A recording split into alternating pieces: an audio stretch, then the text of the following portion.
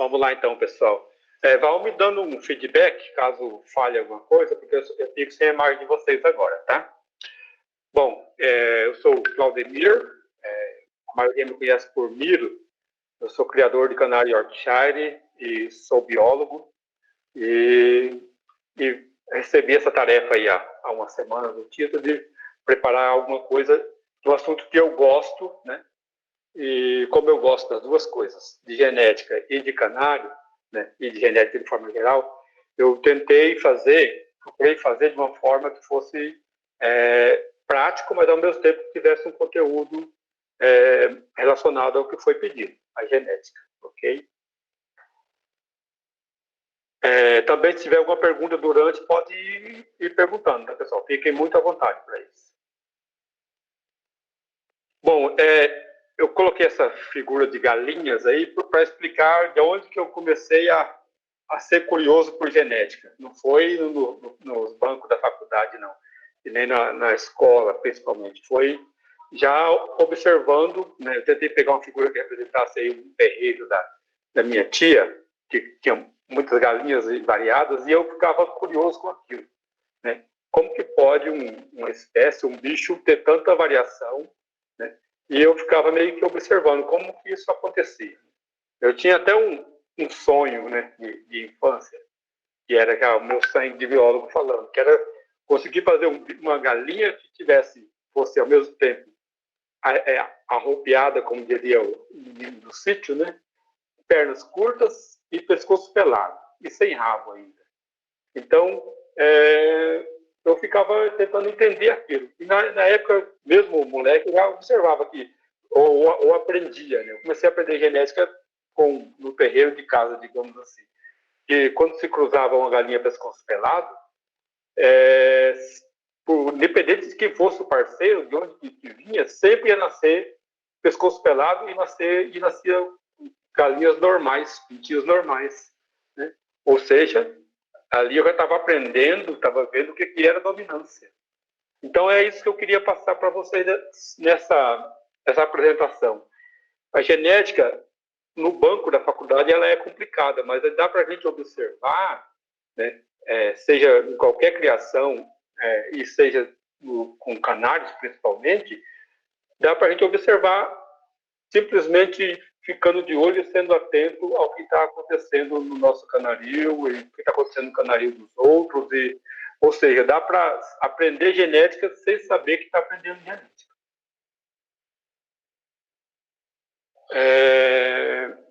Olha para isso, né? Que coisa incrível. Começamos com esse bicho que é o ancestral aqui no centro, um canarinho verde nevado.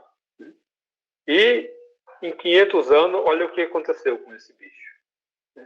Olha a diversidade que nós chegamos, graças não só à genética deles, mas graças ao cuidado, né, ao direcionamento dessa genética, levando para bichos totalmente diferentes. Quem falaria que um gibber é o mesmo norte? Ou quem falaria que um canário de cor, né, que apesar de ter uma aparência corpórea bem parecida com o ancestral, o canário de cor é aquele mesmo bicho, né, de 500 anos que foi modificado. Então, esse nosso mundo de canário é incrível, a gente precisa parar para olhar, mas tenha em mente que ele só é possível porque existe a genética, porque existe o DNA desse bicho que sofreu inúmeras mutações e que essas mutações foram percebidas por nós e nós direcionamos. Né? Quando eu digo nós, todas as gerações de criadores que antecederam a gente também, né? Perceberam isso e direcionaram. Se não tivesse acontecido isso, não tivesse sido direcionado, sabe o que a gente teria até hoje? Simplesmente o verdinho nevado. Né? Que na natureza, esse biotipo, essa cor, esse comportamento que ele teve é o suficiente para manter ele gerações e gerações, por anos e anos, né? E ia continuar assim, sem ter tanta diferença. Por quê? Porque qualquer mutação na natureza que acontecesse com ele, ele se tornou, ele perdeu a melanina e ficou amarelo. Já facilita a predação no ambiente natural. Ou então, esse que perdeu a melanina e ainda apareceu o branco dominante lá, e o bicho se tornou totalmente branco. De repente, na natureza, ele não ia ser aceito nem pelos próprios da espécie dele, da própria espécie dele. Então, e tudo isso existe, né? Talvez eu acho até que a gente possa se orgulhar disso. Tudo isso existe na infinidade de cores que existe, combinações de cores nos canários, e os diferentes canários de porte, com suas diferentes plumagens, diferentes posturas, diferente comportamento, tudo isso existe porque nós, né, fomos agentes nessa transformação.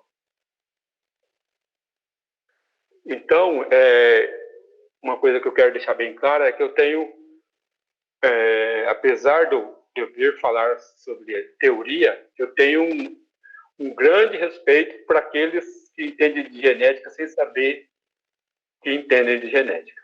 Estou falando de criadores antigos, né, e também de muitos criadores atuais que entendem muito e que sabem que eles têm um feeling, né, para observar, né, para saber fazer o manejo, para observar, para selecionar as matrizes, para fazer os acasalamentos corretos, para fazer o canário campeão, ou o canário que tenha o máximo de expressão daquela raça. Então, é por isso que eu coloquei entre aspas, sem saber. Na verdade, eles sabem e não sabem que conhecem genética, talvez mais do que alguns professores de genética. Porque uma coisa é saber genética, né? Uma coisa é saber a teoria da genética, outra coisa é saber de canário, e outra coisa é conseguir conciliar essas duas coisas. Então, eu não quero passar algum conhecimento que sobreponha isso, porque isso não é sobreposto, porque todos nós, acredito, ou se não a maioria de nós começamos aprendendo genética com algum criador antigo. Eu, na década de 80, 86, 85 por aí, eu comecei a me interessar por criar canário. E na época, a minha criação era de os pindorgas, o canarinho pé duro, né? E depois eu comecei a conhecer criadores que criavam canário de cor, né? E depois um criador que criava York. E foram esses criadores, com o conhecimento deles, que foram me orientando. Então eu aprendi muita coisa de genética com eles. Por exemplo, não, eu ia lá comprar canário, não, eu quero levar esse e esse. Não, mas você não pode levar dois nevados ou dois intensos. Vai afinar, né? Então, leva um nevado e um intenso. Então, esse conhecimento inicial me ajudou muito. Claro também que a gente aprendeu alguns mitos que a gente, agora, com o conhecimento, a gente vai mudando os mitos que nós aprendemos, né? Vou falar sobre isso também na palestra. Então, antes de tudo, o meu respeito, e eu recomendo que todos tenham respeito por aqueles que conhecem genética na prática, né?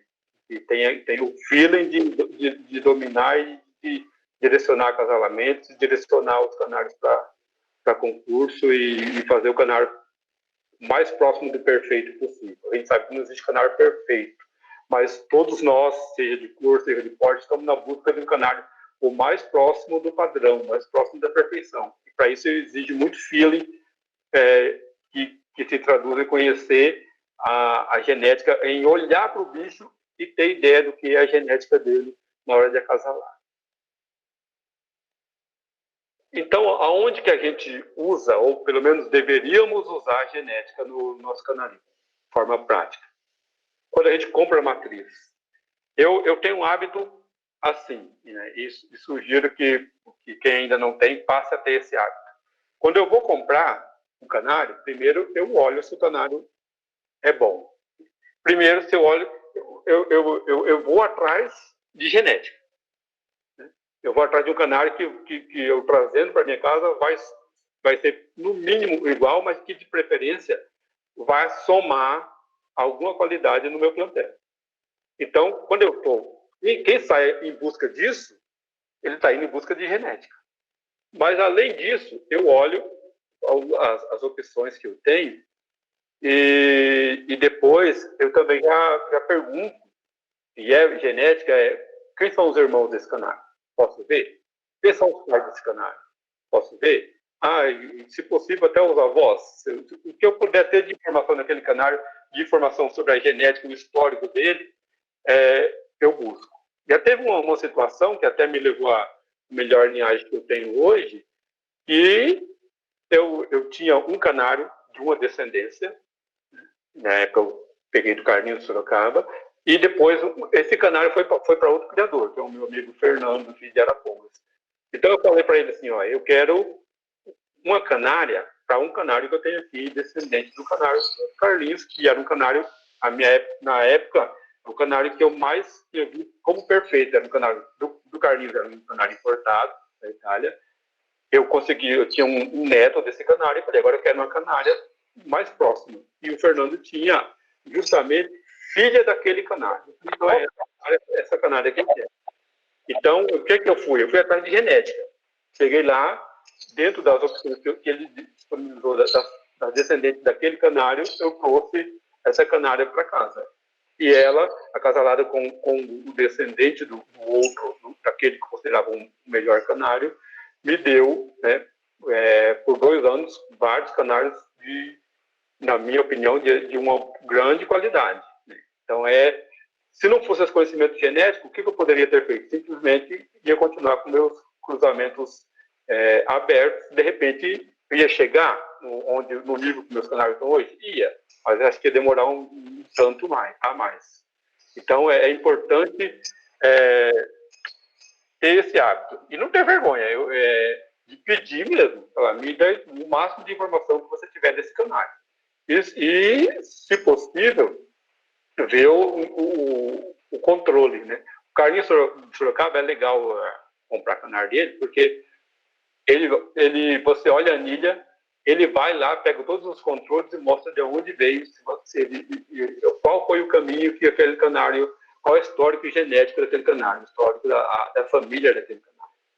Então, não tenho vergonha de fazer isso, porque isso vai fazer diferença quando você estiver adquirindo alguma coisa. De repente você vai ganhar 2, 3 anos em uma compra. Então é preciso fazer isso. Onde mais a gente usa a genética? Quando a gente vai acasalar. Quando eu estou escolhendo, normalmente a gente acasala tentando equilibrar o casal. Isso é genética pura. Estou pegando um canário, um macho tem uma característica, um padrão de uma forma de cabeça, uma posição, uma plumagem, e estou colocando com uma fêmea que tenha características que vão agregar e objetivando uma prole intermediária, ou muitas vezes uma prole que some a característica daqueles dois indivíduos. Então é genética. Selecionar filhote para concurso é genética. Estou escolhendo aquele filhote que representa o padrão e que eu consegui fechar características positivas nele. Quando eu vendo, é mais genética ainda. Eu acho que, na verdade, não só quando eu vendo, mas quando eu escolho quem vai ficar em casa.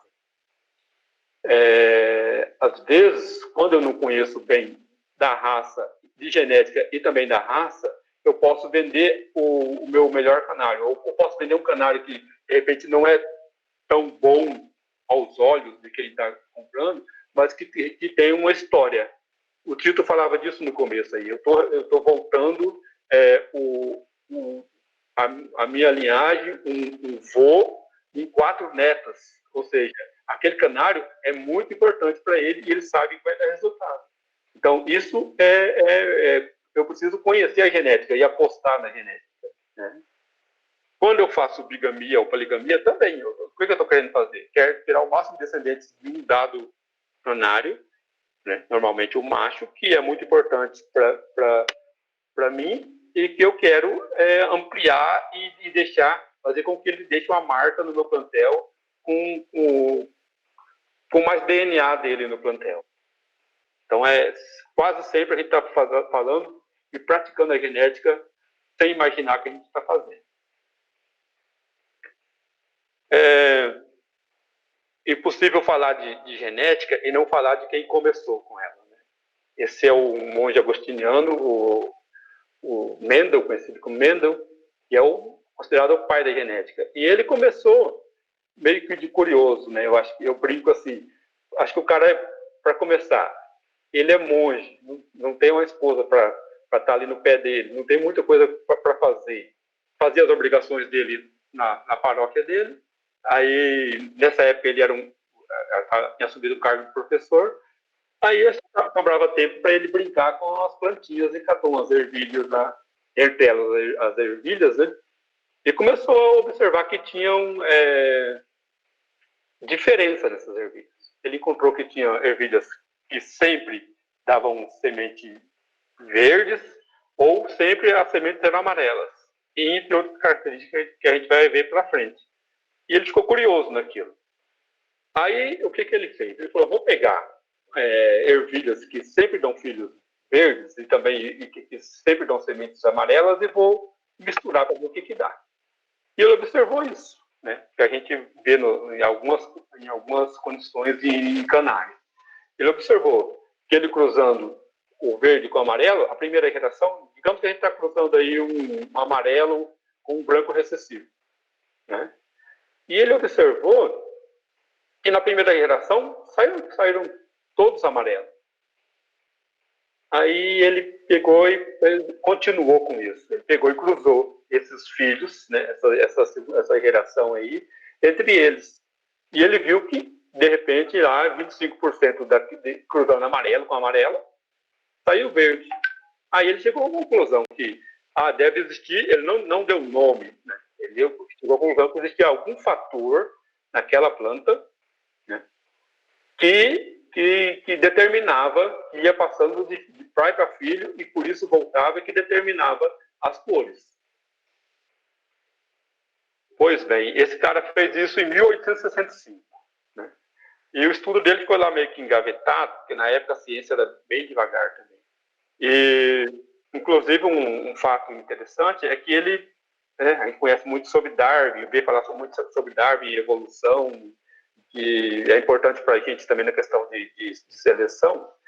E ele até tentou contato com o Darwin não levou muito a sério também, ou estava muito ocupado, porque imagina se os dois tivessem casado as ideias na época. Não foi possível. O Darwin simplesmente respondeu que estava muito cheio de tarefas, atarefado, e não poderia parar para ver esse estudo. Mas aí quando foi, assim, além das sementes, ele viu outras coisas na planta da ervilha que eram diferentes. A cor da flor, a cor da vagem e o tamanho dos caules. Tinha a planta crescia muito, tinha uma planta mais anã. E ele levou uma sorte, digamos assim, porque ele encontrou características que todas elas eram de relação de dominância ou recessivo. Então, todas as características dessa planta era de dominância e recessivo, ou seja, quando se cruzava, dava todo o dominante e depois, cruzando a segunda geração, apareciam os recessivos. Então, nisso aí, eu acho que a sorte ajudou ele, porque a gente tem N fatores nos canários que não são assim. Né? Tem muitos fatores, principalmente de relação de, por exemplo, comprimento de pena, forma, tamanho de perna, comprimento da plumagem, tudo isso não é uma questão só de dominante e recessivo. Senão seria até fácil, né? Eu cato um New York com uma forma muito boa, cruzo com qualquer fêmea e a primeira geração vai sair todos muito bons. Não, a gente sabe que a tendência é sempre sair o intermediário, porque isso não é um fator de dominância. E sim, depende de muitos genes, né, relacionados à forma, por exemplo, e que existe uma variação de totalmente fora de forma, o que vai melhorando a forma até o máximo de expressão da forma. Né? E no caso do padrão, a gente sabe que até que existe aquela forma que passa do padrão, digamos assim, quando a gente fala, por exemplo, de tamanho de cabeça, forma do corpo, posição, tudo isso está muito... depende de muitos fatores, e não é só uma questão de dominante e recessivo. partir desse trabalho de Mendel, esse Thomas Morgan, em 1900, 35 anos depois, ele encontrou o trabalho de Mendel e andou fazendo os estudos dele e viu que a coisa que fazia sentido aqui. E ele, na época já estava um pouco mais evoluída a ciência, ele descobriu que esses fatores estavam dentro de umas estruturas. E ele deu o nome de cromossomo. Né? Que mais para frente foi se verificar que nada mais são que uma fita de DNA enorme que na hora da divisão celular ele tem que se condensar e formar um cromossomo, se reduzir em tamanho para poder a célula se dividir. Mas olha que bacana, o que é o DNA? É uma fita que está dentro da célula, no núcleo da célula, e que nela ela codifica detalhe por detalhe como será um indivíduo. É como se fosse um manual de construção. Como que esse indivíduo vai ser formado? Que cor ele vai ter? Que cor vai ter o olho dele? Como vai ser a plumagem dele? Que cor vai ser a unha dele? Como que vai ser os órgãos internos dele? Como vai ser o metabolismo dele? Se ele vai ter algum problema ou não? Como que... E até quanto tempo ele vai durar? Ou até quanto tempo o olho dele vai funcionar adequadamente? Então, tudo está ali, como se tudo der certo na vida daquele animal, está escrito de cabo a rabo, todos os detalhes, né, dentro dessa fitinha invisível, todos os detalhes de como ele vai ser, e principalmente no nosso caso, todos os detalhes que nos interessam para poder fazer seleção, para poder criar nossos canais. Então, aí uma visão do que seria um cromossomo, né? No real, essa estrutura aí que não dá para ver exatamente o que tem dentro dela, né? Mas é uma molécula, e uma visão esquemática de como seria isso. Ó, imagina, eu coloquei essa figura do novelo justamente para a gente imaginar. Imagina uma fita, um fio enorme, né? Como a natureza ia trabalhar com isso na hora de dividir a célula. Um fio enorme, todo embaralhado. E, então, o que a natureza resolveu?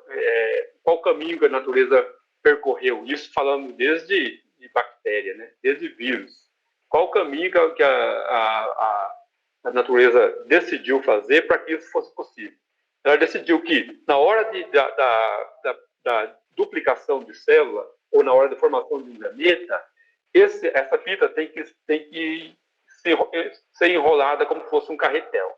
E por isso fez isso aqui. Ó. Vamos pegar aqui na sequência. Ó. O DNA é formado por essas bases que a gente chama de nucleotídeo. Então, olha só que milagre, digamos assim, da vida. 4 letrinhas, 4 nucleotídeos vão gravar, como se fosse, digamos, um CD, né? Ou aquelas fitas cassete, para quem é mais antigo, né? Vão gravar o que você vai ser. Apenas com 4 letrinhas que vão se alternando, e dependendo da posição que elas estão e da sequência que elas se encontram, elas vão determinar que proteína que vai formar, e essa proteína vai determinar qual é a cor do olho, por exemplo. Pegar uma característica. Então, que proteína que vai se formar e como que vai ser a deposição do lipocromo. Então, de uma forma simples, mas nós temos uma fita enorme que vai nos representar. E para ela se enrolar, olha como que a natureza inventou isso. Primeiro, ela tem que ser em dupla hélice, vai se enrolando, e ela vai se combinando a proteínas e vai se enrolando até que ela forma um emaranhado que é o cromossomo. Esse cromossomo, dessa forma, ele facilita para a célula se dividir. E isso, né, é um cromossomo que está dentro do núcleo de uma célula. Outra coisa bacana é que todas as células do nosso corpo, vamos pegar a célula da pele, do coração, do joelho, dos ossos, que formou os ossos. Todas as células, elas têm exatamente, tem o mesmo DNA. Só que em cada célula, à medida que a gente vai se desenvolvendo, existe um mecanismo que determina, ó, nessa célula, né, que digamos na célula para a produção da albumina do ovo da fêmea. Só essa sequência do DNA vai ser ativo. O resto vai estar lá, mas vai estar inativo. Então, por isso que nós temos as células com o mesmo DNA, mas que estão totalmente diferentes. Se eu pego a célula do sistema nervoso, ela é de um jeito. Se eu pego a célula do coração, é de outro. Por quê? Porque cada uma tem só uma parte do DNA sendo utilizado. Mas ele é o mesmo em todas as células. E tem até, quando a gente fala de sistema nervoso, por exemplo, o sistema nervoso ele se forma, basicamente, e essas células passam praticamente toda a vida sem se renovar. Agora, quando a gente pega a pele, né, ou o que acontece com as penas dos nossos canários, todo ano elas são reformadas, né, elas são formadas. E a pele, principalmente, a gente está em constante descamação e as células estão se multiplicando, fazendo esse processo e reinventando o organismo. Né? Claro que isso tem um limite, que também é determinado pelo DNA, e daí a gente passa a envelhecer em função das células já não responderem tão bem aquele comando original. Então, mais uma vez, mostrando essa forma como que acontece, né, com mais detalhe, né, o DNA que vai se enrolando, e essas bolas de proteínas, digamos assim, elas vão se enrolando cada vez mais até formar um cromossomo. Pois bem, vamos ao que nos interessa um pouco mais. Né? Todos nós, né, ou nossos canários, nós recebemos um cromossomo do pai e um cromossomo da mãe. Isso para todos os organismos, e a gente repassa esses cromossomos também para os nossos filhos. E aí que vem aquela questão da dominância. Por exemplo, nós vamos ter, no caso dos humanos, 23 pares de cromossomos. No caso dos canários, a gente tem 80 pares de cromossomos. E esses cromossomos, cada parte desse cromossomo, que na verdade cada partinha dessa representa uma fita longa e novelada, né, que vai determinar cada detalhe da pessoa. Seja a cor do olho, o tipo sanguíneo, a cor do cabelo, cada parte do cromossomo tem essa informação. Tá? Aí, nessa questão, depois nós vamos ver mais para frente, que vai entrar a questão da dominância. Por exemplo, se eu tenho de um lado, esse gene aqui que eu recebi do meu pai, determina que o olho dele, o meu pai tinha olho escuro, e filho de pai e mãe de olho escuro também, e a minha mãe olho claro, mas o olho escuro, a informação do meu pai fala não, como na ervilha, né? Não, eu domino. Então, se eu tenho olho escuro, meu filho vai ter olho escuro, apesar dele passar a portar olho claro. Se por acaso o filho casa com a esposa que também era filha de olho escuro com olho claro, aí pode acontecer de não ter olho claro em 25% dos filhos. Então, essa é a mágica da genética. Mas esses genes, eles vão estar nos cromossomos que separeiam. Já que, por exemplo, nós temos os canários, tem 80, vamos para frente que vai facilitar mais. Aqui, ó, esse é um cariótipo de um canário. 80 cromossomos. Tem os maiores aqui, 18 maiores, e tem vários cromossomos bem pequenos. Aqui a gente tem em cima do macho e embaixo de uma fêmea. Então, cada parzinho desse aqui vai ter inúmeras informações que vai descrever, que codifica o que é aquele organismo, né? Esse macho e essa fêmea. Aí a gente para aqui para ver uma diferença. Eu coloquei aqui os carretéis só para comparar que, na verdade, nós estamos aqui com rolos de fitas de DNA que estão aglomeradas para formar os cromossomos. Agora, note uma diferença que é importante. Ó. O macho, ele tem 2 cromossomos aqui, os cromossomos sexuais, iguais. Vocês conseguem ver aí, mas é ZZ. Essa é a grande diferença aqui das aves para nós. No caso dos mamíferos, os gametas masculinos é que determinam o sexo da criança, não é? A gente usa para mamífero X e Y. Então, quando tem XX, é feminino. E no caso das aves é o contrário. Quando tem ZZ, é o masculino. Ou seja, quem determina o sexo aqui nos canários, as fêmeas é que comandam, as fêmeas que dominam. Então, por isso que na fêmea é diferente. Ó. Tem o cromossomo Z, que é o maior, igual os dois do macho, e tem o W, que é o menor. Ele é menorzinho, ou seja, existe uma parcela aqui desse cromossomo que não é representada aqui. Por isso que a gente tem aquela questão da herança ligada ao sexo, né? Que a gente vê muito na questão das cores dos canais. Então, essa diferença não pense que é o macho que vai determinar o sexo dos filhotes, e sim, no caso das aves, a fêmea, né? Aí a gente entra numa coisa em função desses ZW, né? Das aves. Né? Então, nos mamíferos, olha como é.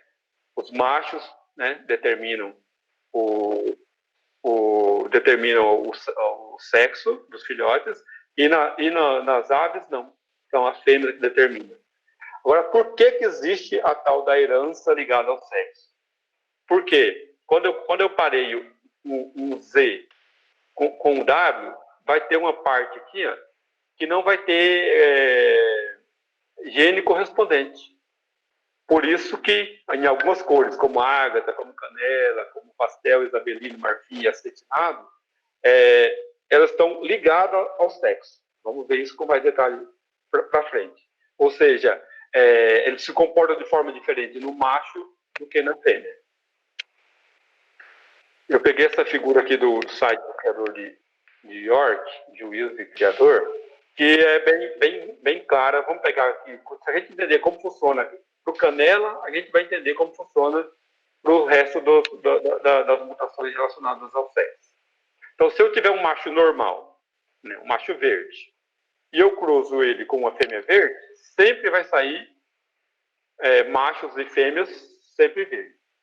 Mas se eu cruzo esse macho normal com uma fêmea canela, ele vai me dar filhos normais, mas ele vai dar também machos portadores. Então, eu vou ter fêmeas normais, mas todos os filhotes machos, 100% dos filhotes machos, são portadores. Então, como que eu vou saber se um canário é portador de canela? Primeiro, se eu sei quem é o pai e a mãe, eu sei que o pai é normal e a fêmea é canela, já posso ter certeza que aquele canário é portador de canela. Agora, se eu não tenho outro caminho, eu tenho um canário, mas eu não tenho, eu até conversei com alguém hoje e ele não sabia exatamente a história do canário. Se ele, eu não sei a ascendência dele, eu posso cruzar. Se eu cruzar esse canário,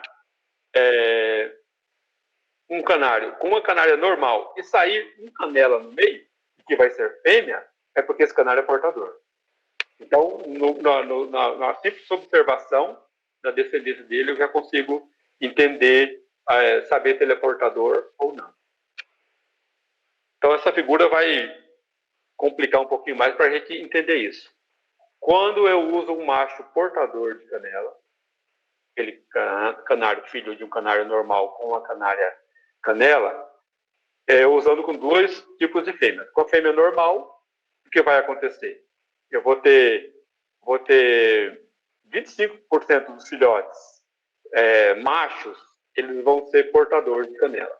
25% vão ser machos normais. Então, esse é um caso para saber só testando, né? Eu vou pegar esses dois machos, aquele que der filho de canela é porque ele é portador. E das fêmeas, eu vou ter 25%, metade das fêmeas, né? 25% dos filhotes, ou seja, metade das fêmeas, canela e metade normal. É isso que é interessante, ó, pode ser uma coisa simples para muitos, né?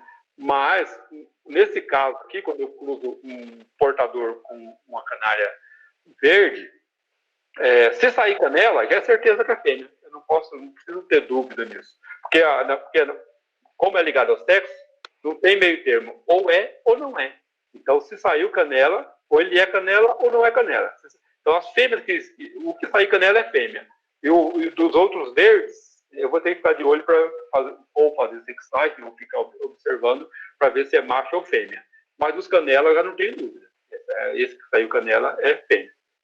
E por outro lado, se eu cruzo esse portador com uma fêmea canela, aí já muda um pouco. Eu vou ter macho canela também e machos portadores. E eu ainda vai continuar tendo fêmeas. A fêmea não tem o meio termo. Fêmeas canelas, metade das fêmeas canelas e metade das fêmeas normais. Então vamos aprofundar um pouquinho mais. Vamos falar de divisão celular. Essa foto aqui, isso aqui representa o que é no real, né? Ou seja, uma coisa bem difícil de se entender, né? Aqui também, como é a divisão celular, uma célula vai se dividindo. Primeiro divide o núcleo e até que ela forma duas células exatamente iguais. Mas para facilitar o entendimento do que acontece aqui nesse pontinho vermelho, que é aqui no núcleo da célula, feita essa figura, onde ela representa a divisão dos cromossomos. Ou seja, eu tenho o cromossomo do pai e da mãe misturados e eles são separados. Para poder formar a nova célula. Primeiro eles se multiplicam, depois eles são separados e por isso cada uma célula é clone, praticamente o clone da outra célula, ou seja, elas são idênticas. Aí existe dois tipos de divisão. A divisão que a gente tem normal nos nossos tecidos, para ir reparando os danos causados pelo tempo, ou porque as células de alguns órgãos têm um tempo de envelhecimento, né? E elas precisam ir sendo renovadas, que é a mitose. Ou seja, o que acontece na mitose? Uma célula, ela vai se dividir em duas exatamente iguais à primeira. Não tem diferença nenhuma. E existe a tal da meiose, ou seja, quebrar no meio. Se uma célula que tinha 4 cromossomos, nesse caso, 2N, ela vai se dividir, se multiplicar e vai gerar 4 células com metade do cromossomo. Por quê? Aí o espermatozoide tem metade do cromossomo, juntando com o óvulo que tem também metade do cromossomo que vem da mãe, isso vai formar um novo indivíduo que vai ter o mesmo 2N inicial. Então, todos os indivíduos, né, no caso das aves, elas têm sempre o mesmo número de cromossomos. Agora eu quero uma pergunta aí, se vocês quiserem até participar, para ter um retorno, eu queria abrir para vocês. Né? Ó, se eu recebo metade dos genes do meu pai, dos cromossomos do meu pai, e recebo metade dos cromossomos que eu tenho vem do meu pai e metade vem da minha mãe, por que meus irmãos não são iguais a mim? Ou por que não são todos os filhos não são iguais?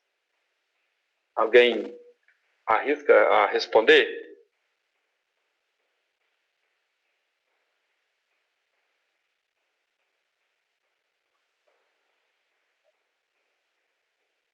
Né? Porque se é assim, simplesmente se divide os cromossomos do pai e recebe metade de um e metade do outro, era para todos os filhos serem iguais. Não é por quê? Porque essa divisão, vamos olhar para essa figura aqui. Estão me ouvindo, né? Ó, essa divisão não é simples assim, eu recebi esse par de gene, o branquinho veio do pai e o preto veio da mãe, desses cromossomos. Eles não dividem sempre igual, ou seja, não vai dividir o branco para um lado e o preto para o outro. Não, vai se misturar. Então, um filho pode receber os cromossomos diferentes. Não, de uma forma prática isso. Quando a gente olha para um filho e fala, nossa, ele não se parece tanto comigo, ou não se parece com nenhum dos pais tanto, mas ele parece com o avô. Por quê? Porque ele está recebendo um gene que de repente não se expressou na filha, mas que quando porque ele era recessivo, mas quando ele ficou em homozigose, ele acabou se expressando. Então é assim que funciona. Então vamos ver até o final aqui. Ó. Então, nesse resultado aqui na formação, digamos, do espermatozoide, teve um espermatozoide que recebeu metade aqui, recebeu dois que veio da mãe e um que veio do pai só. E no outro não. Ele pode até receber tudo que veio praticamente só da mãe. Então, por isso que na verdade é como se a gente pegasse os cromossomos, digamos que eu pego diferentes bolinhas de gude. Se tem 10 cromossomos, 10 pares de bola de gude. 10 preto e 10 branco. E eu misturo, depois eu peço para o meu filho, separa por tamanho. Pode ser que ele pegue cromossomos que vieram só do meu avô e da minha avó e que não veio que não veio do lado da esposa. Então é como se jogasse uma cumbuca e se separasse de uma forma não determinada, de uma forma aleatória, desde que tenha os pares de cromossomos do mesmo tamanho. Além disso, existe um outro fator ainda. Que além desses cromossomos se parearem e se separarem para formar os gametos, pode existir o que se chama de recombinação genética de forma natural. Existe isso de forma em laboratório, né? Mas pode ser, de forma natural, pode existir troca de partes desses cromossomos. Esse é o processo que chama de crossing over, ou seja, eles se parearam e trocaram um pedaço. É mais fácil a gente entender isso. Eu tenho o cromossomo que veio do pai e um que veio da mãe, e na hora que eles se parearam para dividir a célula, houve um crossing over, ou seja, um passou por cima do outro, de uma forma aleatória isso também, e houve uma troca de parte desses cromossomos, de pedaços desses cromossomos. Então, no final, eu vou ter, a célula nova vai ter um cromossomo que nem é totalmente 100% do pai e nem é 100% da mãe, ou seja, eles estão misturados, ele teve uma troca. Isso é interessante para que certos defeitos até fossem corrigidos. Digamos que o gene do pai tinha um defeito nessa sequência aqui, mas se ele trocou com o da mãe, esse cromossomo vai ser um cromossomo, digamos assim, sem defeito. Então, é uma forma que a natureza encontrou para corrigir certos defeitos ao longo do tempo e ao longo da evolução. E essa troca de pedaços não necessariamente é só em uma perna. Nesse caso, essa outra figura, existe uma troca tanto embaixo quanto em cima e em pernas diferentes. E isso faz com que aumente o que a gente chama de variabilidade genética, ou seja, esse indivíduo ele tem uma variação genética bem maior mas ok? Aí vamos falar um pouco de cruzamento endogâmico. Quando a gente faz isso, a gente já que existe o tal dos genes dominantes, ou já que a gente existe em uma raça, quando eu estou juntando, quando eu quero aprimorar aquela raça, eu preciso juntar os genes que eu considero bons para aquela raça, o caminho mais curto para isso é fazer cruzamento endogâmico. Ou seja, é uma curiosidade que eu achei hoje fazendo uma busca, que para a biologia, e é esse conceito que eu tenho na cabeça, endogamia nada mais é do que analisar o parentesco que tem uma população. Isso é endogamia. Só que quando eu busquei endogamia e consanguinidade no Wikipedia aqui, está tão batido isso, está tão usado isso na parte de produção animal, que o que aparece lá é justamente o método de acasalamento de indivíduos apresentados, ou seja, justamente o que a gente costuma fazer endogamia no canarinho, não é? Então, o termo está tão usado que o que aparece como conceito na internet está mais voltado para a produção animal, mais voltado para aquilo que nos interessa como criador, do que para a biologia básica. Então, vamos a uma conversa aqui. Eu gosto de procurar esclarecer sempre que alguém pergunta de endogamia. Como eu falei no começo, eu aprendi muita coisa que ajudou, mas eu aprendi, né, de forma empírica muitos mitos e que vão sendo tirados ao longo do tempo. Então, eu gostaria de falar o que está na moda agora, o que é fake e o que é fato no uso de cruzamentos endogâmicos, de endogamia, vamos falar na forma mais prática, né? Então, uma coisa que é fake, que os criadores sempre falam, mas se você usar endogamia, hoje mesmo um criador iniciante perguntou para mim, mas para aí, mas eu posso cruzar o pai com filha? Não vai dar problema já na primeira geração? Não é? Porque isso está embutido estava embutido, já está mudando, mas no inconsciente coletivo dos criadores, que toda vez que eu usar a endogamia, ela vai levar a problemas. E isso não é verdade, isso é uma regra, é uma mentira.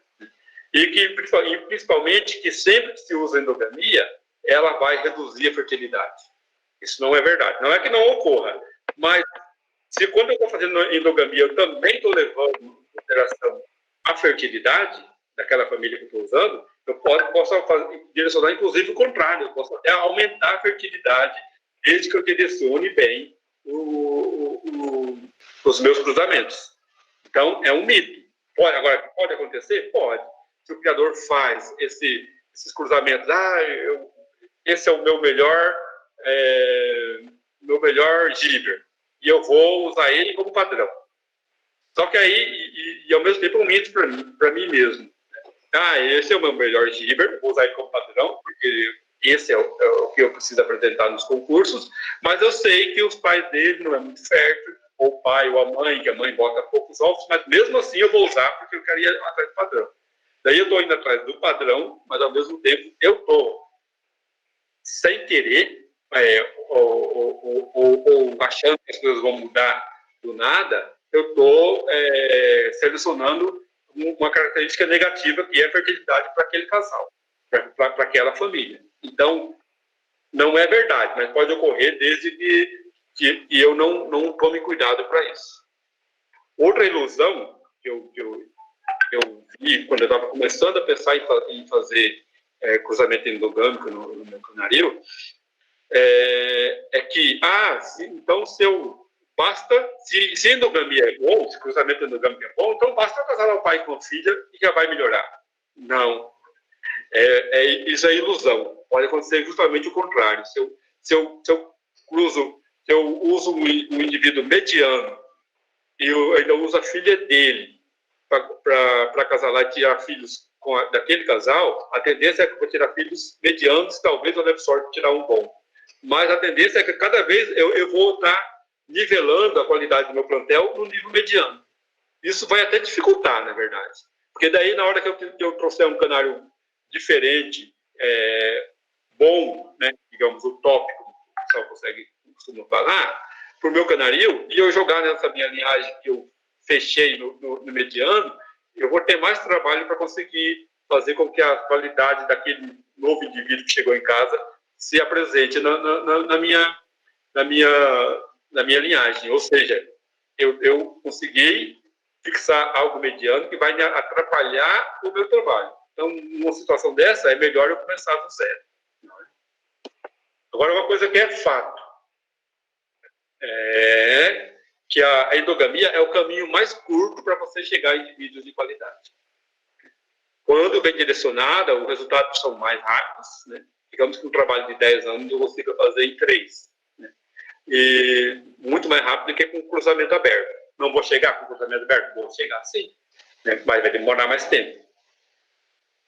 Mas, e outro fato é que tem risco. Mesmo que eu esteja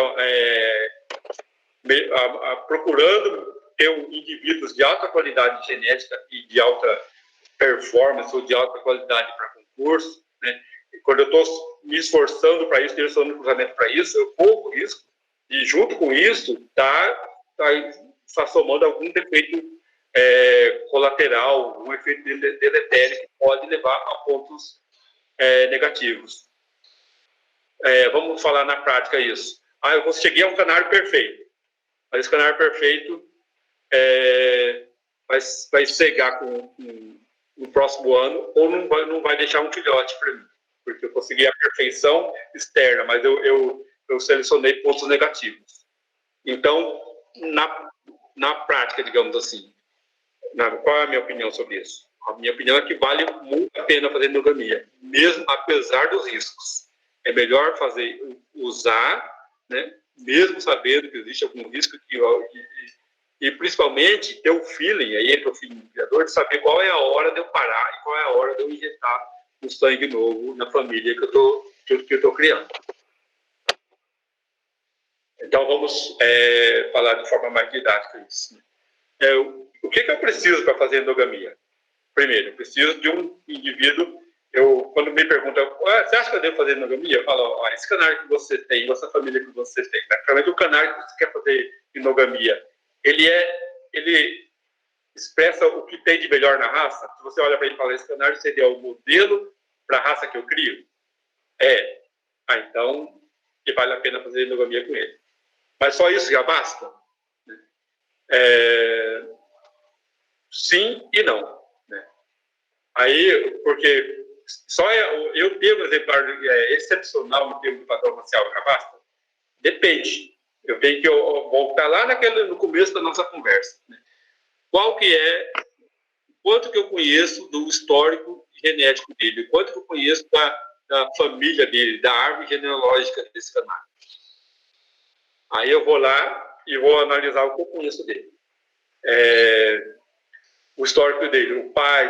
Quanto mais informação você tiver do canário, seja dos canários que você tem na sua casa, quanto mais controle você tiver disso, como são os pais, os tios, os avós, os bisavós, seja o que for, como que é o histórico deles? Existia caso de cisto, existia caso de cegueira, existia caso de baixa fertilidade, existia problema neurológico, que é o famoso perna bamba, né?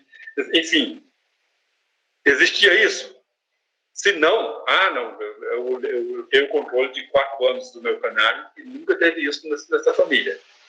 Ótimo. E além disso, ele é perfeito, pronto, é o canário certo para você usar. Mas se por outro lado acontece o contrário, tem genes deletérios já selecionados nessa família, que ocorre com cisto com frequência, passa 1 ano o canário já está cego, 2 anos o canário está cego, normalmente por diabetes, tem uma baixa fertilidade,